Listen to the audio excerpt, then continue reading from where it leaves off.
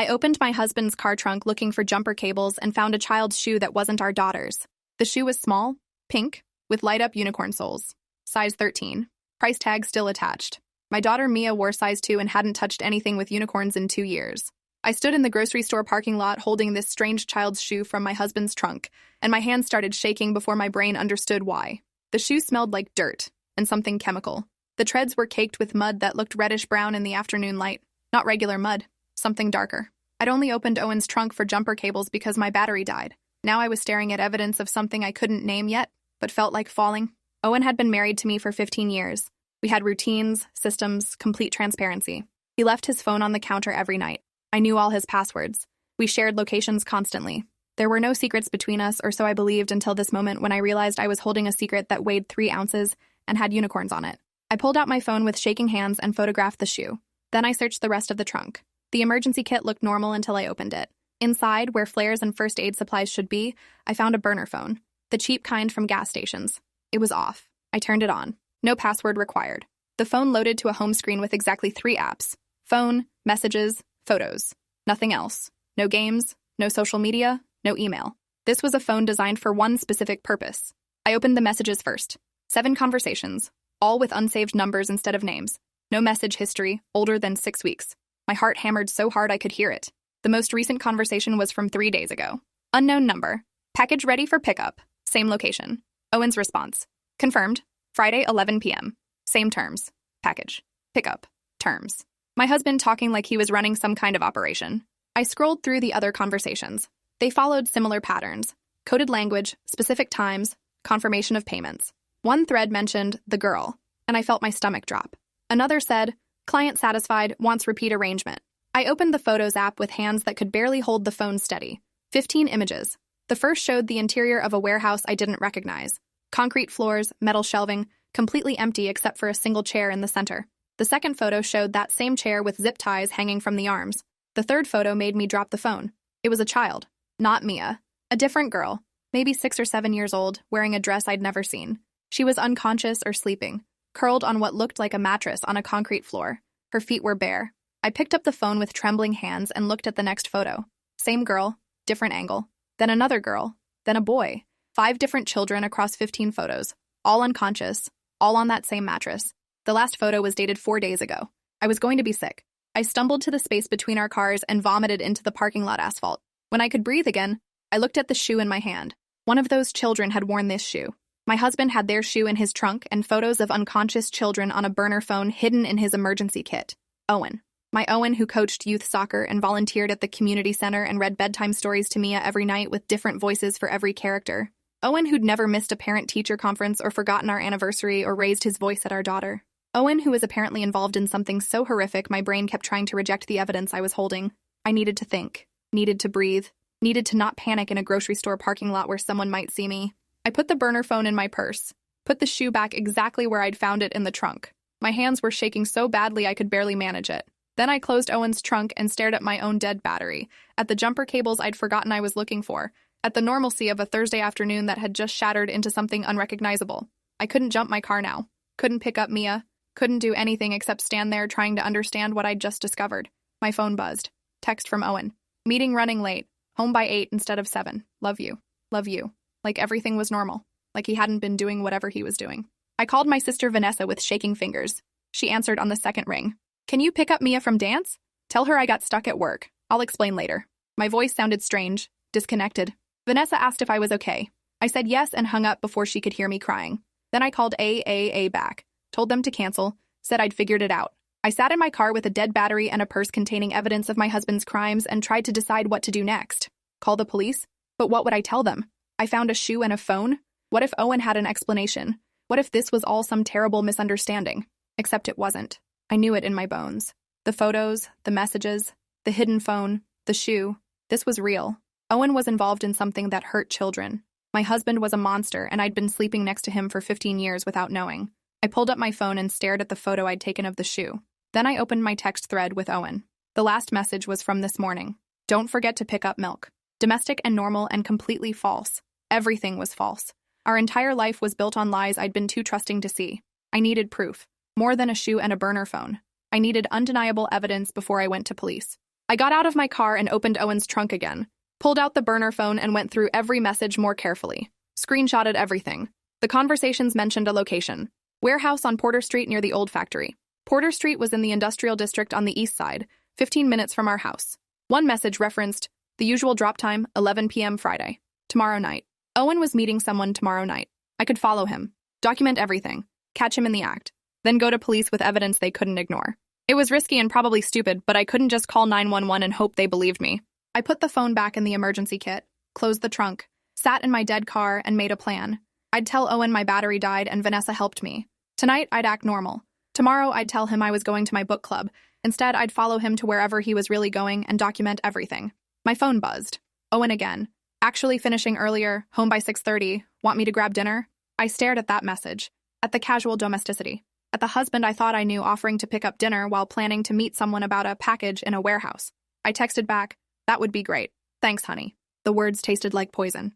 Vanessa called 20 minutes later. She'd picked up Mia, who wanted to know why mommy wasn't there. I told Vanessa to take her for ice cream. I'd get her in an hour, make something up about my car. After we hung up, I sat in the parking lot and cried until my eyes were swollen. Then I fixed my makeup in the rearview mirror and called a rideshare. By the time the driver arrived, I'd buried everything I was feeling under a mask of normalcy. I practiced smiling in the side mirror. It looked fake, but would have to work. Owen couldn't suspect anything, not until I had everything I needed to destroy him. The driver dropped me at Vanessa's house. Mia ran to hug me, chocolate ice cream on her face, asking why my car broke. I made up a story about old batteries while watching my daughter's innocent smile. She looked like Owen. Same dark eyes, same dimples. I felt sick thinking about those photos on the burner phone. Those other children who had parents somewhere who'd been taken or hurt or worse. Had Owen touched those kids? Or was he just facilitating something for others? Either way, he was involved. Either way, he'd hidden it from me for years while living a completely normal family life. How many times had I kissed him goodbye not knowing where he was really going? Vanessa offered to let us stay for dinner, but I said we needed to get home. Normal Thursday. Normal routine. Mia chatted in the backseat during the drive about her dance class and her friend Sophie's birthday party this weekend. I made appropriate responses while my mind raced through tomorrow's plan. Follow Owen. Document everything. Then call the police with evidence they couldn't dismiss. By this time tomorrow, my daughter's father would be in jail. Our lives would be destroyed. But those children in the photos deserved justice more than Mia deserved a father who was secretly a predator. Owen's car was in the driveway when we got home. I felt my chest tighten. He was early. I walked into the house carrying Mia's dance bag and my purse with the copied screenshots. Owen was in the kitchen unpacking Chinese takeout, wearing the blue shirt I'd ironed for him this morning. He smiled when he saw us. There are my girls. How was dance, princess? Mia launched into a story about learning a new routine. Owen listened with complete attention, asking questions, making her laugh. He was good at this. The devoted father routine. Maybe it wasn't a routine. Maybe he genuinely loved Mia while simultaneously being involved in hurting other children. Cognitive dissonance. Compartmentalization. I'd read about it in psychology articles. People who lived double lives, genuinely loving their families while committing atrocities elsewhere. We ate dinner like normal. Owen asked about my day. I said it was fine. Left out the part about finding evidence of his crimes in his trunk. He talked about his meeting. Client wanted to expand their contract. Good news for his commission. All lies, probably. Was there even a meeting? Or was that cover for something else? I watched him help Mia with her chopsticks and thought about those zip ties in the warehouse photo. After dinner, Owen did dishes while I helped Mia with homework. Normal Thursday evening. Bedtime at 8:30. Owen read Mia her story using different voices. She giggled at his dramatic reading. I stood in the doorway watching and felt everything inside me turn cold. After Mia fell asleep, I joined Owen on the couch. He put his arm around me, pulled me close. I forced myself not to flinch. We watched TV for an hour, his hand absent-mindedly stroking my shoulder. At 10 p.m., I said I was exhausted and going to bed early. Owen kissed my forehead and said he'd be up soon, wanted to finish watching the game. I lay in bed pretending to sleep, listening to the TV downstairs. Around 11, I heard Owen's footsteps coming up. He brushed his teeth, changed into pajamas, slid into bed next to me. I kept my breathing even, faking sleep. He kissed my shoulder and rolled over. Within minutes, his breathing deepened into actual sleep. I stared at the ceiling in the dark. The man next to me had secrets that involved unconscious children and warehouse meetings and coded messages about packages. Tomorrow night, he had another meeting. 11 p.m. at the warehouse on Porter Street. I'd be there too, watching from a distance, recording everything. Then I'd take that evidence to police and watch my entire life implode. But those children deserved someone to fight for them, even if it meant destroying my daughter's family, even if it meant Mia growing up knowing her father was a monster. I finally fell asleep around 2 a.m. and dreamed of small pink shoes scattered across a concrete floor. Friday morning came too fast. Owen woke up at 6:30 like always, kissed me, went for his usual run. I made coffee and tried not to think about tonight. Mia came downstairs at 7, wanted pancakes. Normal Friday morning. I dropped her at school at 8:15. Owen left for work at 8:30, said he'd be home by 6. I smiled and waved from the door like everything was fine. Then I went back inside and threw up in the downstairs bathroom. I spent the morning researching surveillance equipment, found an app that would let me record video from my phone while the screen was dark, downloaded it, tested it, worked perfectly. I'd park near the warehouse tonight, record everything. I texted my book club group saying I couldn't make tonight. Then I told Owen via text that book club was still on. He responded with a thumbs up. At 4 p.m., I picked up Mia from school and took her to Vanessa's. Told Vanessa I had book club and would pick her up late. Vanessa noticed something was wrong. I could see it in her face, but she didn't push, just said to call if I needed anything. I hugged Mia tight before leaving, memorizing the feel of her small body against mine. After tonight, everything would change. I drove home shaking. Owen's car was already in the driveway. It was only 5:30. He wasn't supposed to be home yet. I walked in and found him in the living room, still in his work clothes, sitting on the couch with his head in his hands. He looked up when I entered. His face was pale. "We need to talk," he said. My heart stopped. He knew. Somehow he knew I'd found the phone. "Okay," I managed. My voice came out steady despite my hands shaking. Owen stood up and walked to the window, his back to me. "I haven't been honest with you about something. About what I've been doing. Here it comes. The confession. The moment where my husband admits to being a monster." I stayed silent, waiting. He turned to face me, and I saw tears in his eyes. "I've been working undercover with the FBI," Owen said. "For the past 8 months. I couldn't tell you. I wasn't allowed to tell anyone. But after what happened yesterday, my handler said I need to bring you in. For your safety." The words didn't make sense. FBI, undercover. My brain tried to reorient. "What do you mean, undercover?" Owen sat back down, gestured for me to sit. I stayed standing. "Remember my new client, the one I mentioned months ago? He's not really a client.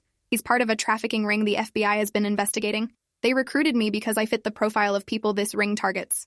White-collar professional, clean record, involved in youth activities." I felt dizzy. The burner phone, the messages.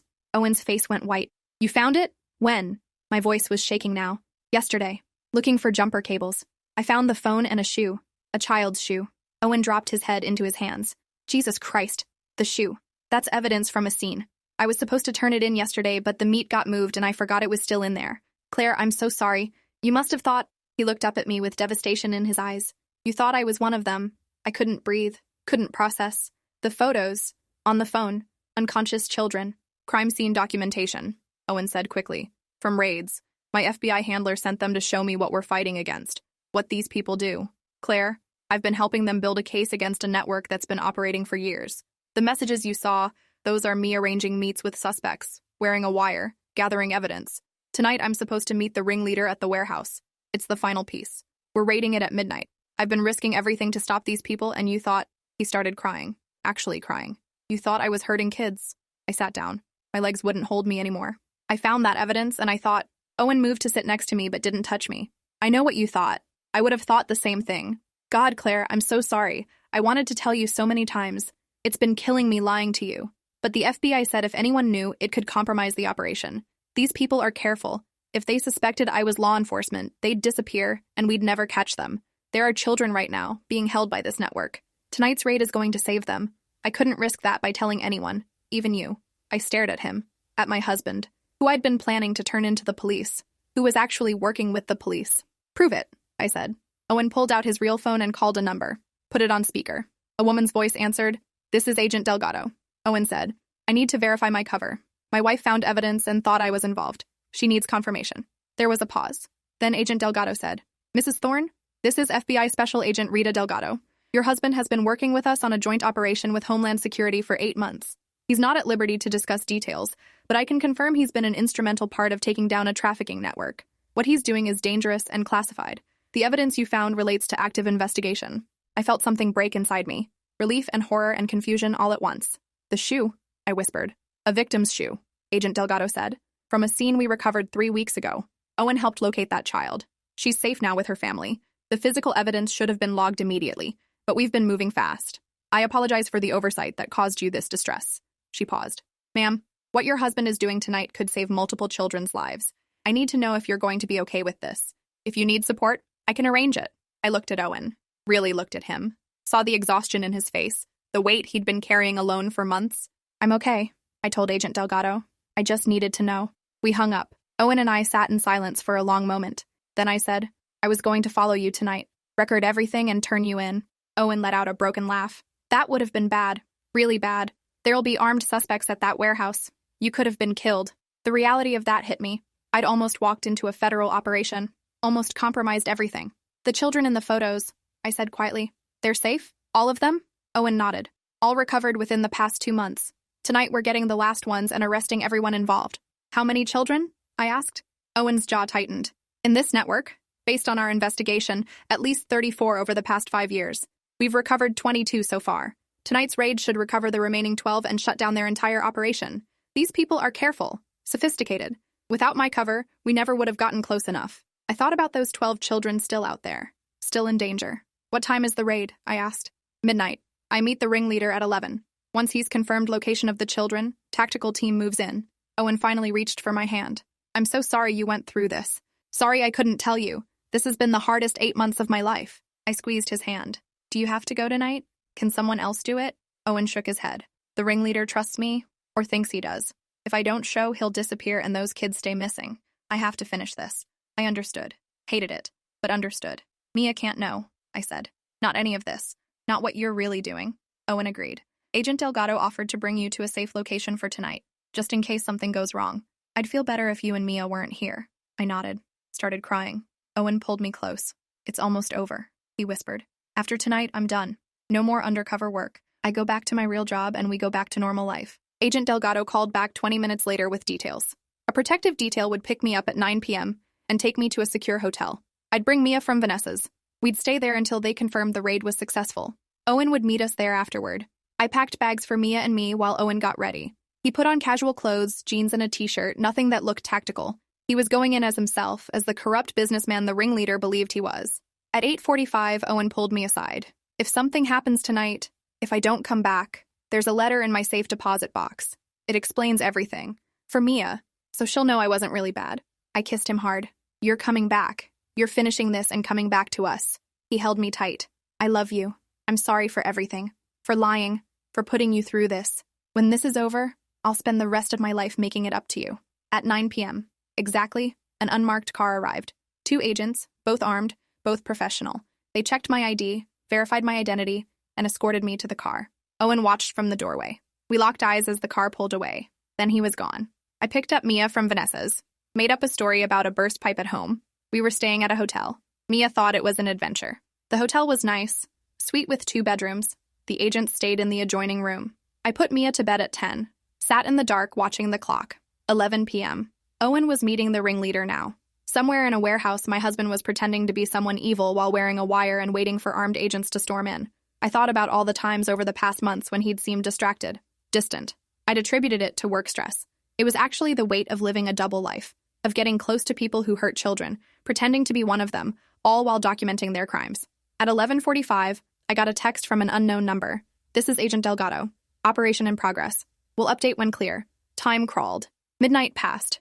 12:15, 12:30, nothing. I paced the hotel room, phone clutched in my hand, imagining every worst-case scenario. What if the ringleader suspected Owen? What if there was a shootout? What if my husband didn't come home? At 12:52 a.m., my phone buzzed. Agent Delgado. Raid successful. All suspects in custody. 12 children recovered safe. Your husband is unharmed. He'll be at your location within the hour for debrief. I sat down on the hotel bed and cried. Relief so intense it physically hurt. Owen arrived at 1:30 a.m., escorted by agents. He looked exhausted but alive. The agents debriefed him while I waited. Finally, at 2 a.m., they left us alone. Owen collapsed on the couch. I sat next to him. Tell me, I said. So he did. He told me about 8 months of building trust with monsters, about arranging meets and discussing prices for children like they were commodities, about wearing wires and living in constant fear of being discovered, about documenting everything while pretending to be complicit in atrocities. The ringleader's name is David Foster, Owen said. Respected businessman. Married, 3 kids of his own. On the surface, completely normal. Like me. That's why they recruited me. Because I could blend into their world. He described tonight's raid. Foster showing him where the children were kept. Owen confirming their location. Then tactical teams storming in. 12 kids, Owen said quietly. Ages 5 to 13. They'd been held in that warehouse for weeks. Some months. When we brought them out, they were so scared. But they're safe now. Foster and 6 others are in custody. The network is destroyed. I held his hand. You saved them. You did that. Owen shook his head. I was just playing a part. The agents did the real work. I just had to be convincing enough that Foster trusted me. We sat in silence. Then Owen said, "That shoe you found. The girl who wore it is 7 years old. Her name is Sophie. She was recovered 3 weeks ago. When I helped locate her, she'd been missing for 9 months. Her parents got her back because of this operation." I thought about that shoe in Owen's trunk, about how I'd assumed the worst. "I'm sorry I doubted you," I said. Owen pulled me close. "You had evidence that looked damning. You were protecting Mia. That's what any good parent would do. I'm just sorry I put you through that." We checked on Mia, sleeping peacefully in the next room, completely unaware that her father had just dismantled a trafficking network. "What happens now?" I asked. "Debriefs, reports, testimony when the cases go to trial," Owen said. "But I'm done with undercover work. Back to normal life. Back to being just Mia's dad and your husband.